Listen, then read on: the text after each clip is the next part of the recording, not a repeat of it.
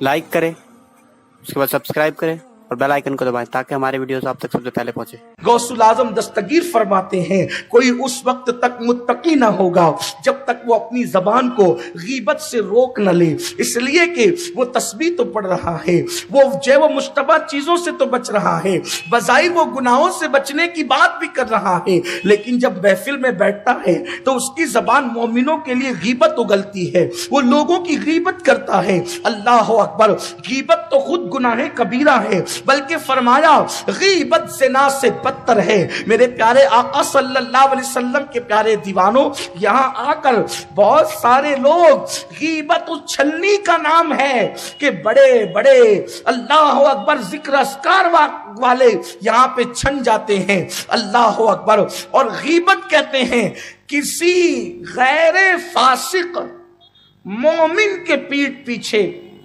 ऐसी बात कहना कि अगर उसके मुंह पे कही जाती तो उसका दिल दुखता, इसका नाम गीबत है। गैर फासिक, इसकी इस्तिला और इसकी तशरीह अहले इल्म समझते हैं। तो ये गीबत, जब तक के ज़बान गीबत से न रुके उस वक्त तक इंसान मुत्तकी नहीं हो सकता। इससे पता चला कि वली की पहचान ये है कि उसकी जबान किसी मोमिन की गीबत नहीं करती। आज हम नमाजें पढ़ते तो हैं, लेकिन हमारी जबानें गीबत से कितनी महफूज हैं। आज हम जिक्र अस्कार तो करते हैं, हमारी जबानें कितनी महफूज हैं। बल्कि फरमाया गया कि सिर्फ जबान ही गीबत नहीं करती, बल्कि दिल भी गीबत करता है। दिल गीबत करने का मतलब क्या है? यानी किसी मोमिन के लिए आप बुरा सोचते हैं, उसके बारे में, यार ये तो बेनमाजी है, यार ये तो जानी है, यार ये तो हराम खाने वाला है। आपको किसने इख्तियार दिया? अच्छी तरह याद रखना, जो अल्लाह के वली होते हैं, अल्लाह के औलिया, अपने दिलों में किसी के बारे में कीना नहीं रखते। उनके दिल सबके लिए पाक और साफ होते हैं। और यूं भी भाई, जब तक कि उसकी इबादतें कबूल ना हो तो वो अल्लाह का वली कैसे हो सकता है? इबादत कबूल होने की बुनियाद पर ही वो वली हो सकता है।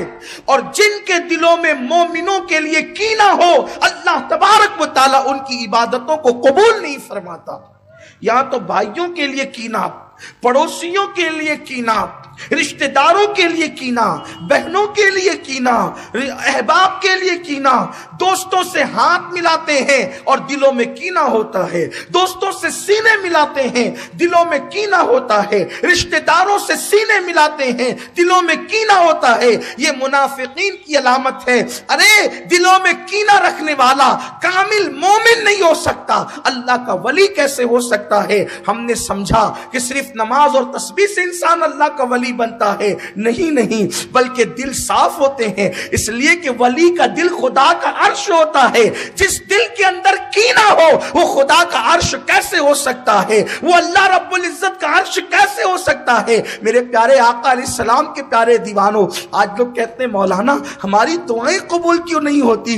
दिल में कीनों की वजह से दुआएं सर के ऊपर नहीं जाती। दिलों में कीनों की वजह से जो है वो दुआ सजदे सर के ऊपर नहीं जाते। मेरे प्यारे आका अलैहिस्सलाम के प्यारे दीवानों, तो जबान को भी गीबत से बचाओ और दिलों को भी गीबत से बचाओ। कभी किसी के बारे में बुरा मत सोचो, कभी किसी के बारे में बदगुमानी मत करो, इसलिए कि हम यहां पर किसके बारे में जो चाहे सोचे। भाई, जिस दुनिया में कहने पे पाबंदी नहीं है, उस दुनिया में सोचने पे क्या पाबंदी होगी? लोग जमहूरी मुल्क में रहते, कहने पे जिसके बारे में जो चाहो कह लो। मुल्क जमहूरी हो सकता है कि जो चाहो कहो, मजहब इसकी इजाजत नहीं देता। मजहब कहता है जो कुछ कह रहे हो किसी के बारे में, बल्कि मजहब तो यहां तक पाबंद करता है कि अगर कोई ऐब काफिर के अंदर न हो तो उस काफिर के अंदर कभी वो ऐब जबरदस्ती बयान मत करो, वरना क़यामत के दिन उसके बारे में भी तुमसे पूछा जाएगा कि भाई उसमें वो ऐब तो था नहीं तो तुमने ऐब लगाया क्यों? जितना था उतना ही बयान करते, उससे ज्यादा क्यों बयान करते हो? ایک مرتبہ کسی نے حجاج کے بارے میں حضرت ابو ہریرہ کی بارگاہ میں کچھ باتیں کی، اور وہ باتیں کچھ زیادہ تھی، حالانکہ حجاج تھا ظالم، جابر، بدترین آدمی تھا، کئی صحابہ کا قاتل ہے حجاج کئی صحابہ کا قاتل ہے۔ حضرت سیدنا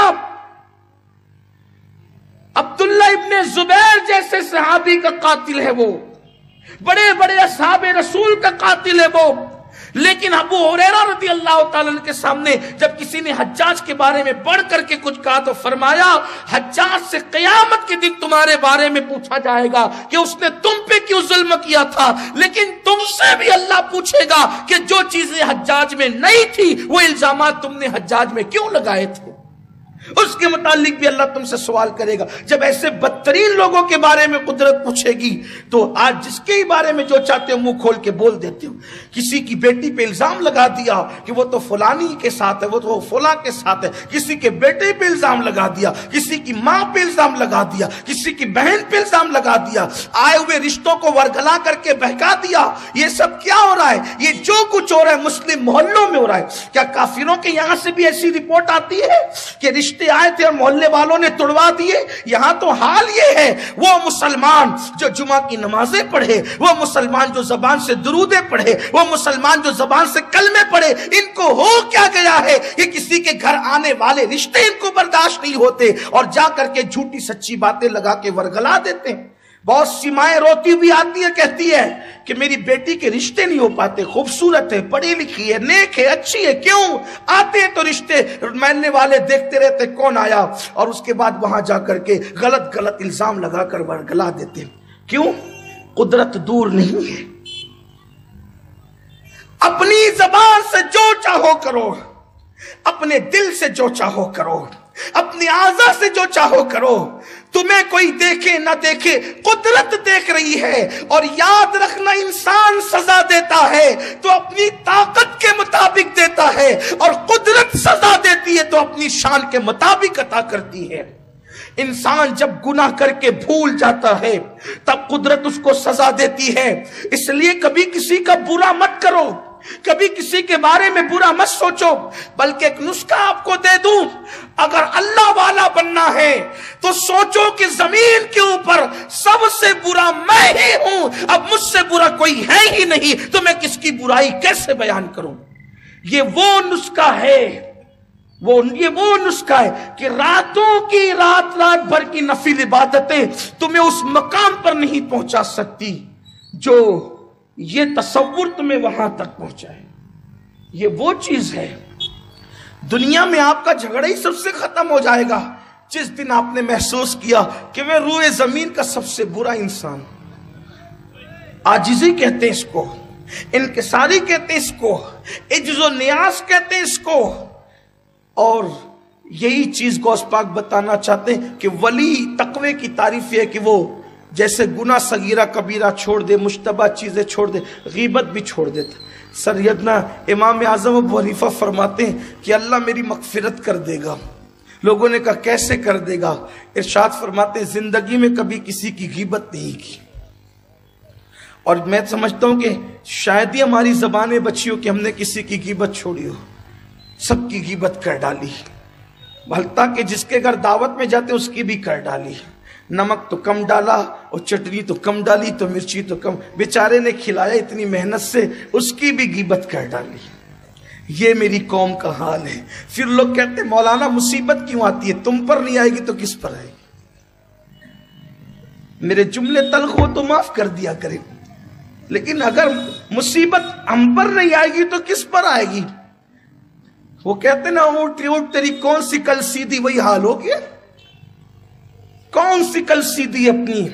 کہاں ہم اسلام پر ہیں، کہاں ہم شریعت پر ہیں، کہاں ہم دین پر ہیں؟ غیبت ہم کریں، حسد ہم کریں۔ غوث پاک فرماتے غیبت چھوڑے تو متقی ہے، دل صاف رکھے تو متقی ہے۔ حسد سے دل پاک ہو تو متقی ہے۔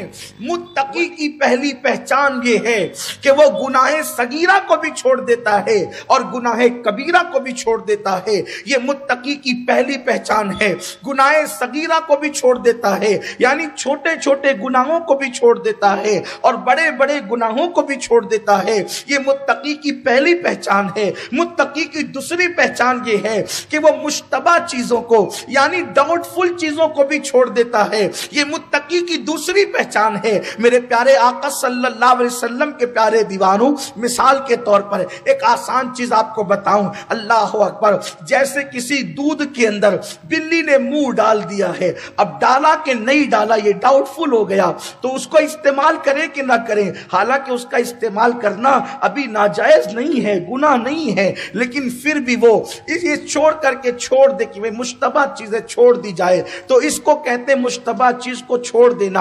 اسی طریقے سے میرے پیارے آقا صلی اللہ علیہ وسلم کے پیارے دیوانوں، کسی کے گھر کھانا آ رہا ہے، کسی کے گھر سے کھانا آ رہا ہے، اب یہاں پر انسان کو ڈاؤٹ ہو گیا کہ یہ حلال سے آیا کہ حرام سے آیا، شک پڑ گیا، ایسی حالت میں شک والی چیز کو چھوڑ دینا، اس کا نام تقویٰ ہے۔ حالانکہ شک کی بنیاد پر کوئی چیز ناجائز نہیں ہوتی، شک کی بنیاد پر کوئی چیز حرام نہیں ہوتی، لیکن اللہ والے مشکوک چیزوں کو بھی ترک کر دیا کرتے ہیں، اس کا نام تقویٰ ہے۔